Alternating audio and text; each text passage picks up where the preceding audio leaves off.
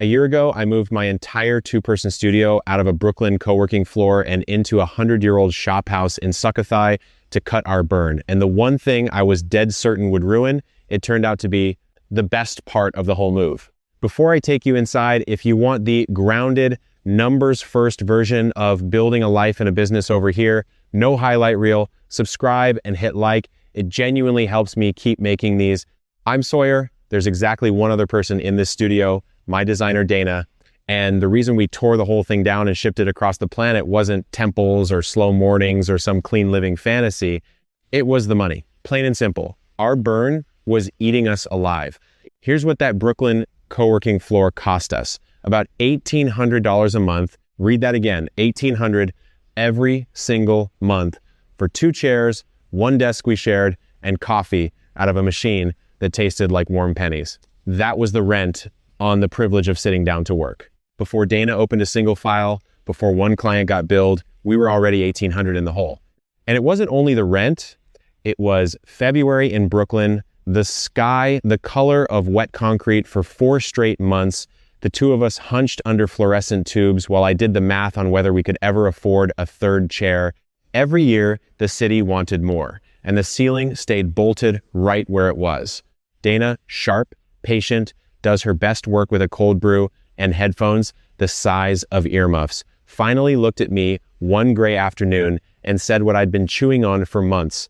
We're paying Manhattan money to feel stuck. Now the shop house. 2 floors, 100 years old, teak stairs worn so smooth in the middle you can feel exactly where a century of feet climbed them.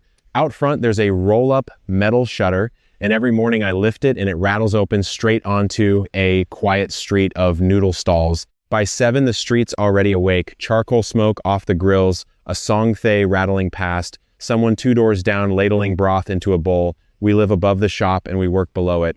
All of it, 12,000 baht a month. That comes out to about $330. If you have ever stared at your own monthly burn and thought there has to be a cheaper room to run this from, you are exactly who I made this for. Sukhothai is the old temple town in the lower north, the first capital of the country, and at the end of our street, the stone ruins go gold when the sun drops behind them. So sit with the arithmetic a second.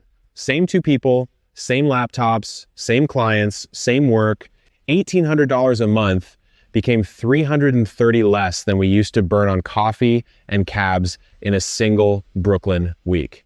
That isn't a number I'm building toward. It's already real, already signed, sitting right there in the rent, roughly a 5-to-1 cut on the biggest line in the whole business. But there was a catch, and it's the reason I couldn't sleep those first weeks. We don't run local work. We run US clients, American accounts, American deadlines, American time zones, which means most of our real calls, the ones where money actually changes hands, land at 9 at night my time. And one of those 9 o'clock calls isn't just any call, it's the account that pays for the whole year, the one that keeps the lights on. And Dana paid all of that writing on wiring screwed to the wall of a building older than my grandfather. There's an old fiber box on the plaster by the stairs, and I could not stop looking at it. Not worried, certain. I was flat certain the internet in a 100-year-old shop house would fold the first night it actually mattered, freeze up at the worst possible second while rain came down on the banana leaves out back and my biggest client watched me disappear. Be honest with me, if your whole year's income rode on one video call, would you trust the wiring in a 100-year-old building? I didn't either. And this is the part I want to be straight about. None of this is a highlight reel. The cheap rent, the teak stairs, the noodle smoke, all of it is only a smart trade if the work holds up when it counts. If that 9 at night call stutters, if I turn into a frozen block of pixels 10,000 miles from the person paying me, then $330 rent isn't a win. It's just the story of how I blew up a working business to save a few $100 a month. And before I get to the night that tested every bit of it, there's the boring stretch. Nobody warms you up for the setup. Every single question I had before I moved this studio, what order the visa goes in, when to line up the accountant, how long the bank account really takes, what the true monthly numbers come to, I ended up writing all of it down. That became the One-Way Guide ebook inside the One-Way Club. It's the plain paperwork and numbers version, so you stop scrambling for advice from the wrong places and get every answer in one spot. It's honestly not for anyone chasing a get-rich pitch. It's for the person seriously planning this exact jump. The link's in the description.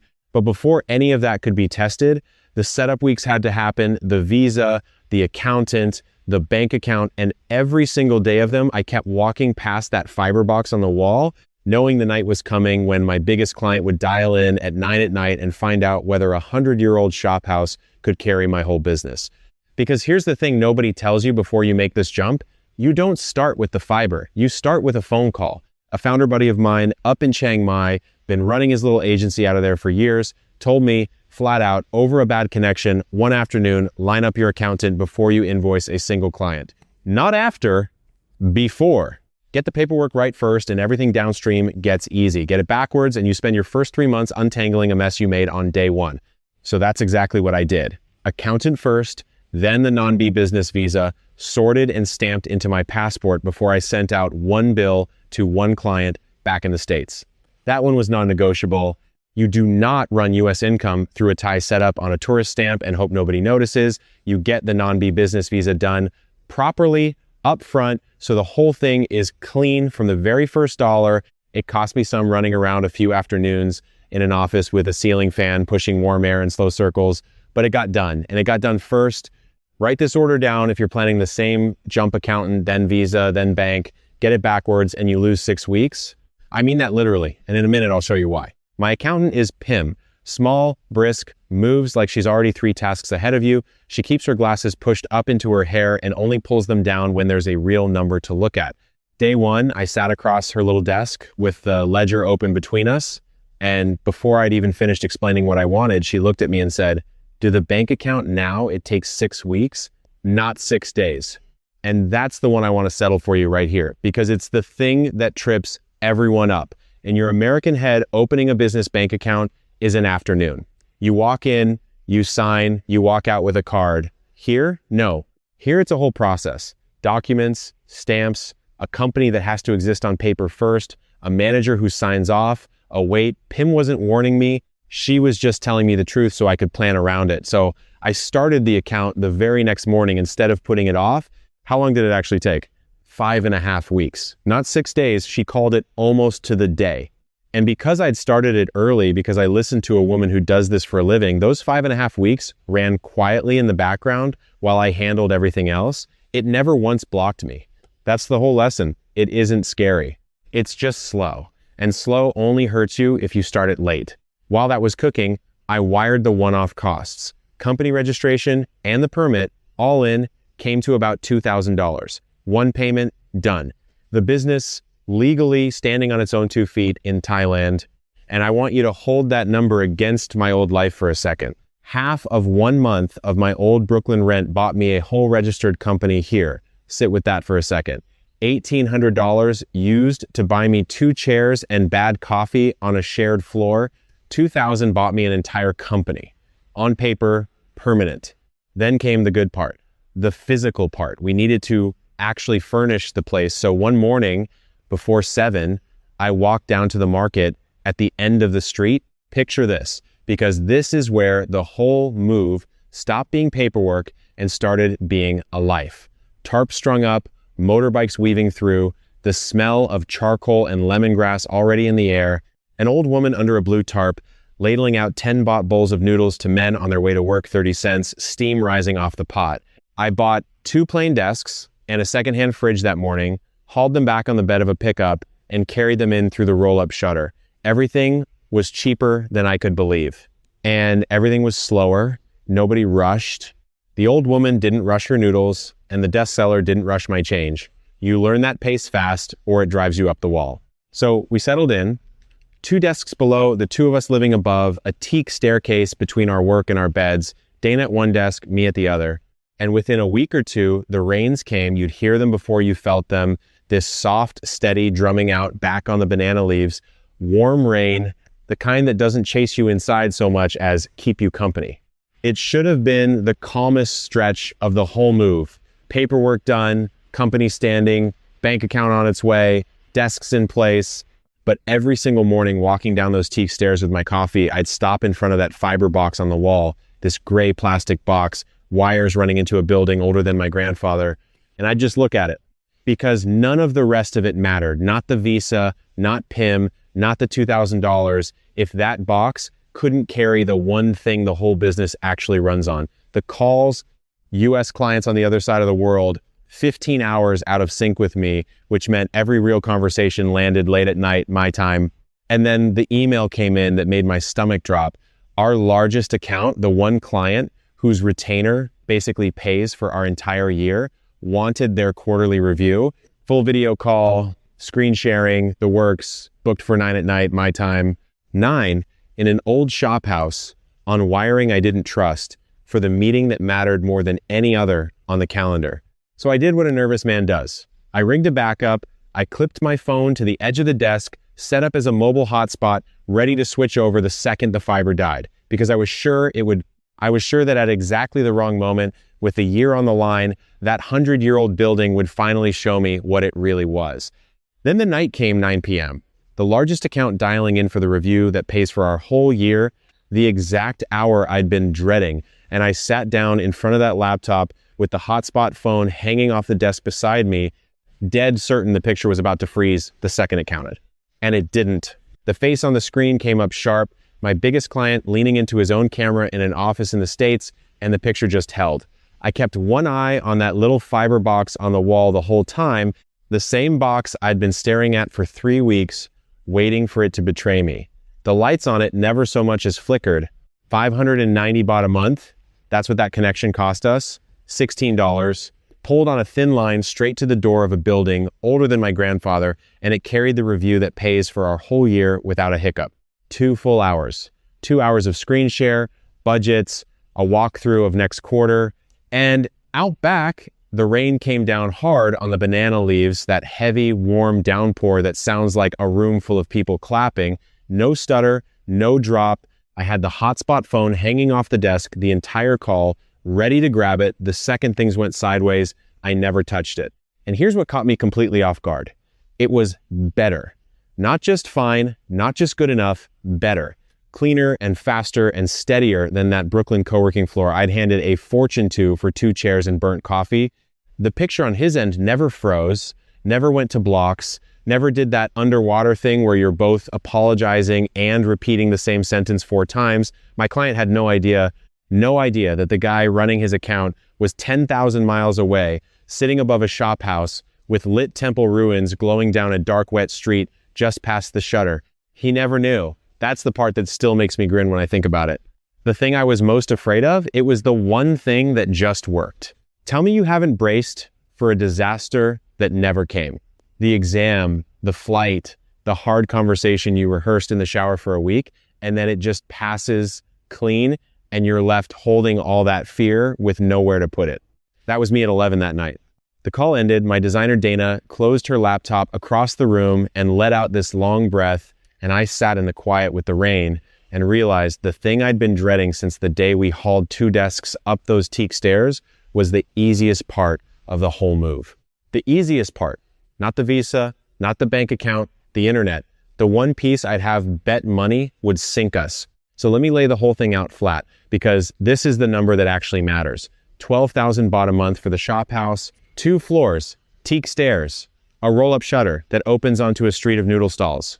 Call it $330, add the fiber, the $16, add the small stuff, the power and the water, and a secondhand fridge we bought at the morning market before 7 from a stall next to an old woman ladling 10 baht bowls of noodles under a blue tarp.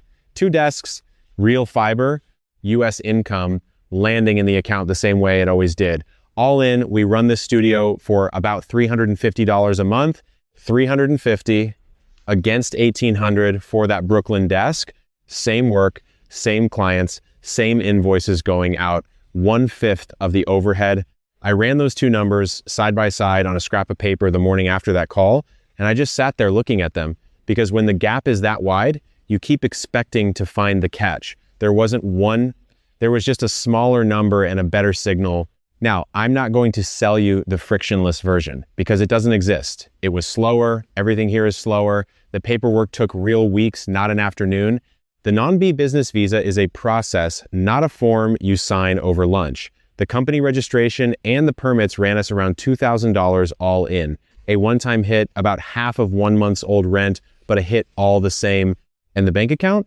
6 weeks, not 6 days. My accountant told me that on day 1, glasses pushed up into her hair, and I didn't believe her until I watched the calendar prove her right. So you line the accountant up first before you invoice a single client. You start the bank account the week you land, because if you wait, you'll be sitting on money you earned and can't touch. That's the order. Accountant, then bank, then invoice.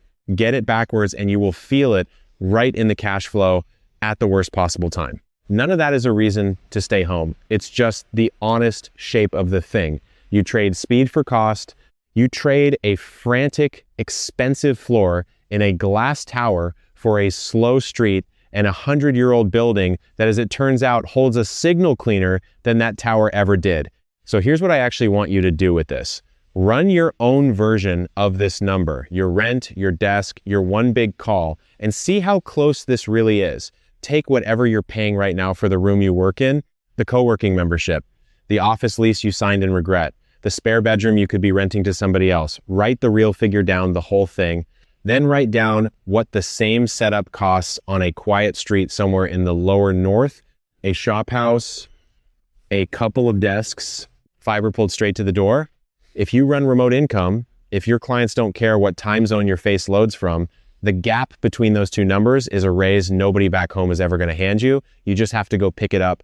That's what this is. Not an escape hatch, not running away from anything, a better set of numbers, plain as that. A lean studio, a slow street, fiber that holds when it counts. I still catch myself glancing at that little box on the wall some nights out of pure old habit, half waiting for it to quit on me. It never does. It just sits there, lights steady, quietly doing the one job I was certain it couldn't do, while the rain runs off the banana leaves out back and the temple stones glow orange at the end of the street. That's the piece I didn't expect when we packed up 2 desks and shipped our whole small business across an ocean. I braced for the ceiling to cave in on the call that pays for the year. Instead, it was the smoothest part of any of it. The friction was all in the paperwork, the waiting, the 6 weeks, and the $2,000, and the order you have to do things in. The work itself, the actual thing we get paid for, it got easier here. Cheaper and easier both at once, which almost never happens. About $350 a month. Real fiber, US income, a 2-person studio above a shop house in Sukhothai, running clients 10,000 miles away like they're next door. It's doable, it's steady, and it's closer than you think.